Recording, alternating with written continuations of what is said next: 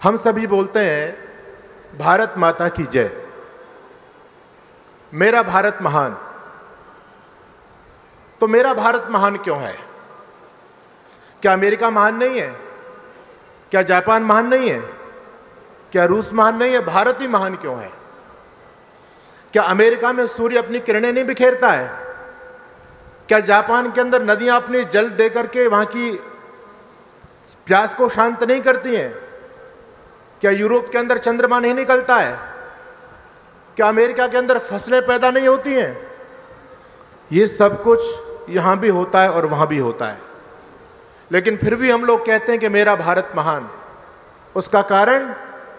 उसका सबसे बड़ा कारण ये है कि भारत भूमि इसलिए महान है, ये मेरे देश की माटी इसलिए सौभाग्यवती है कि इस धरती के अंदर बड़े बड़े महापुरुष जन्म लेते हैं।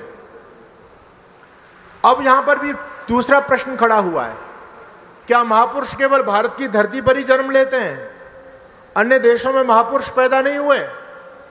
बंधुओं, महापुरुष तो सब जगह जन्म लेते हैं, लेकिन मेरे देश की माटी में जो महापुरुष पुष्पित और पल्लवित हुए हैं, उन्होंने मानवता के उन कीर्तिमानों को छुआ है। उन्होंने जो चरमोत्कर्ष को प्राप्त हुआ है वो दुनिया में कोई प्राप्त नहीं कर सका। ये सच्चाई है। इस दुनिया में भाई तो बहुत हुए, लेकिन जब भाइयों की चर्चा होती है कहीं, तो भरत जैसा भाई कहीं नजर नहीं आता है। इस दुनिया में नदियां तो बहुत हैं, लेकिन जब नदियों की चर्चा होती है तो दुनिया में गंगा जैसी कोई नदी पवित्र नजर नहीं आती है। इस दुनिया में दानी तो बहुत हुए, लेकिन जब दानियों की चर्चा होती है तो दुनिया में भामाशाह जैसा कोई दानी नजर नहीं आता है। और इस धरती पर राजा तो बहुत हुए, लेकिन जब राजाओं की चर्चा होती है तो मर्यादा पुरुषोत्तम भगवान श्री राम जैसा कहीं राजा नजर नहीं आता है। हम आज भी भगवान श्री राम के राम राज्य की बात करते हैं। और इस दुनिया में संत महापुरुष ऋषि महर्षि तो बहुत हुए, लेकिन महर्षि दयानंद सरस्वती जैसा कोई ऋषि नजर नहीं आता है। हम सभी सौभाग्यशाली हैं कि हम उस ऋषि को अपना आचार्य मानते हैं। हम सभी उनके पद चिन्हों पर चल रहे हैं। और इस बात को मैं इसलिए कहना चाहता हूं कि आज हम सनातनी लोगों के पास में जो कुछ गर्व करने की चीज है, आप लोग कवियों के द्वारा सुनते हैं कि सदियों रहा है दुश्मन दौरे जहां हमारा। क्या बात है कि हस्ती मिटती नहीं हमारी। जो हमारी हस्ती है, जो हमारे धर्म का मूल है, जिस पर हम सभी नाज करते हैं, जिस पर गुमान करते हैं, वो हमारी वैदिक संपदा है, वो हमारे वेद हैं। और आज वेद यदि बचे हुए हैं तो उसका श्रेय महर्षि दयानंद सरस्वती को ही जाता है। अगर वो ऋषि उस जमाने में इस धरातल पर पैदा नहीं होते बंधुओं, तो जिन वेदों को लोग कहते थे गडरियों के गीत हैं, जिन वेदों को लोग जंगलियों की पुस्तक कहा करते थे, जो वेद कभी धूल में अट चुके थे, जिन वेदों की चर्चा होनी दुनिया में बंद हो गई थी, हम लोगों ने भी मान लिया था कि वैदिक संपत्ति हमसे कहीं ओझल हो गई। उस ऋषि ने उस धूल के परत को हटा करके दोबारा से पवित्र वेद के ज्ञान से हम लोगों को जोड़ दिया। और दुनिया में आज जो वेदों का डंका बज रहा है, भारतीय संस्कृति का जो डंका बज रहा है, आज नासा जैसा साइंटिस्टों का संस्थान, वहां पर कुरान पर सिरचर्च नहीं होता, वहां पर बाइबल पर लोग शोध नहीं करते, जिंदावस्था तौरात इंजील पर लोग शोध नहीं करते।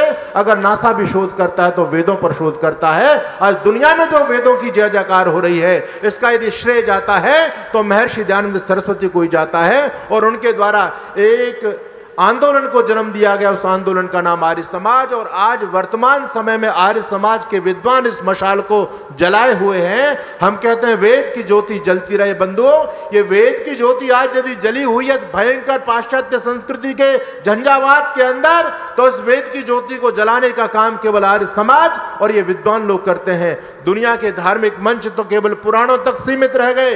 दुनिया के धर्मगुरु केवल कथाओं तक, पुराणों की कथाओं तक सीमित रह गए। आज कहीं वेद की बात होती है तो महर्षि दयानंद सरस्वती के मंच आर्य समाज से ही होती है।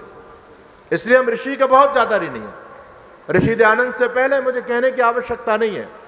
आप गर्व करेंगे ऋषि के कार्यों पर।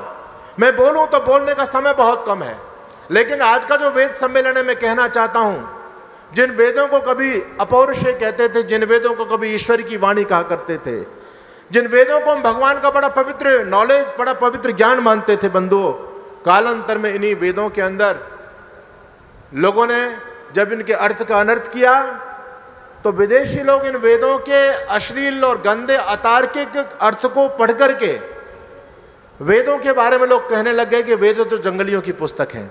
और कहें भी क्यों ना, आज भारत देश में बहुत बड़े बड़े वेद भाष्यकार हैं जिनके वेद भाष्य यूनिवर्सिटियों में पढ़ाए जाते हैं। उनमें सायणाचार्य का नाम भी बहुत प्रमुखता से माना जाता है। सायणाचार्य एक वेद भाष्य के अंदर लिखते हैं, और सायणाचार्य ने पूरी पौराणिक परंपरा वेदों के अंदर इतिहास को मानती रही है। आज भी रामभद्राचार्य जैसे लोग कहते हैं कि हम हर वेद के मंत्र से राम कथा कर देंगे, और भी बहुत सारे तमाम लोग हैं जो कहते हैं कि वेद में अगर कोई राम शब्द आ गया तो खींचतान करके दशरथ नंदन राम से उस अर्थ को कनेक्ट कर देते हैं। लोग अर्थ निकलता नहीं है, लेकिन फिर भी लोग अर्थ का अनर्थ करते हैं।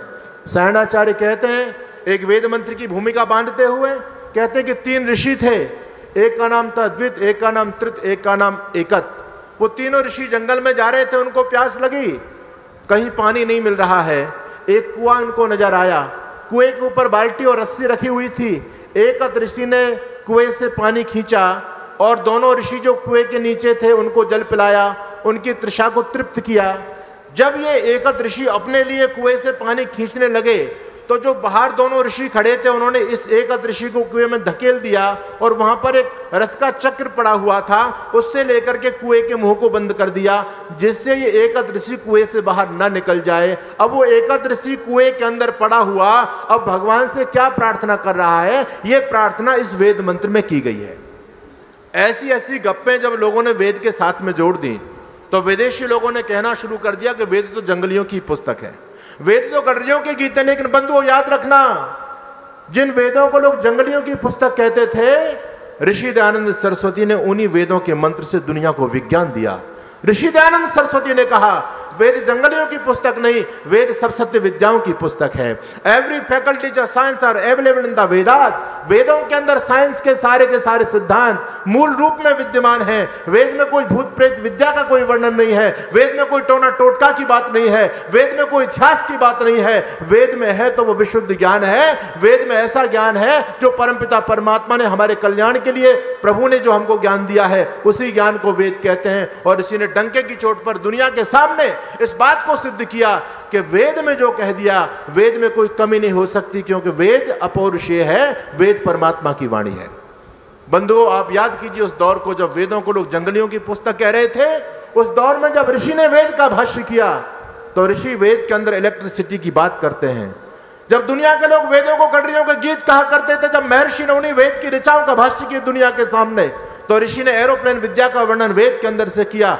दुनिया की आंखें फटी रह गई, लोग चिल्लाने लग गए कि दयानंद तुम ऋषि परंपरा से हट करके वेदों का अर्थ कर रहे हो। और आज भी ये पौराणिक लोग कहते हैं कि दयानंद का भाष्य तो मन माना है, दयानंद ने ऋषि परंपरा से हट करके वेद का भाष्य किया है। लेकिन उनको ये पता होना चाहिए, अगर ऋषि परंपरा के अनुकूल किसी का भाष्य प्राप्त होता है तो केवल महर्षि दयानंद का ही प्राप्त होता है। बाकी लोगों ने तो ऋषि परंपरा को तोड़ करके वेद के अर्थ का अनर्थ करके रख दिया। ऋषि न रुके, ऋषि न झुके। ऋषि ने बिल्कुल अपनी योग्यता के आधार पर और समाधि के आधार पर वेदों का जो भाष्य किया। आज हम लोगों, सनातनी लोगों के पास में सबसे अधिक वैज्ञानिक और सबसे अधिक तार्किक कोई वेद भाष्य प्राप्त है तो बंधुओं महर्षि दयानंद सरस्वती का ही वेद भाष्य है। ऋषि ने वेदों का भाष्य किया, ऋषि ने वेदों में समस्त विद्याओं का वर्णन किया। और जब ये बात ऋषि दयानंद ने आज से 150 साल पहले कही तो लोगों को ये बात रास नहीं आई। लोग तो केवल वेदों को रोली चावल चढ़ाने के ग्रंथ समझते थे, केवल पूजा पाठ के ग्रंथ समझा करते थे। लेकिन जब ऋषि ने विज्ञान की बात कही तो लोगों को बात रास नहीं आई। ऋषि का लोगों ने विरोध किया, लेकिन ऋषि अनवरत रूप से अपने लक्ष्य पर आगे बढ़ते रहे और वेदों का पूरा भाष्य तो नहीं कर पाए, लेकिन जितना भाष्य किया वो अपने आप में अद्वितीय है। बंधुओं, मैं कहना चाहता हूं, ऋषि ने आज से 150 साल पहले कहा वेद सब सत्य विद्याओं की पुस्तक है, वेद में विज्ञान है। आज से लगभग 3 साल पहले भारत ने चंद्रयान भेजा, और जब चंद्रयान अपनी कक्षा में स्थापित हुआ तो अंतरिक्ष विज्ञान के जो सबसे बड़े वैज्ञानिक थे डॉक्टर C.S. सोमनाथ, जब अंतरिक्ष में उनका यह सफल परीक्षण हो गया तो इस बात को पहली बार किसी वैज्ञानिक ने इस बात को स्वीकार किया।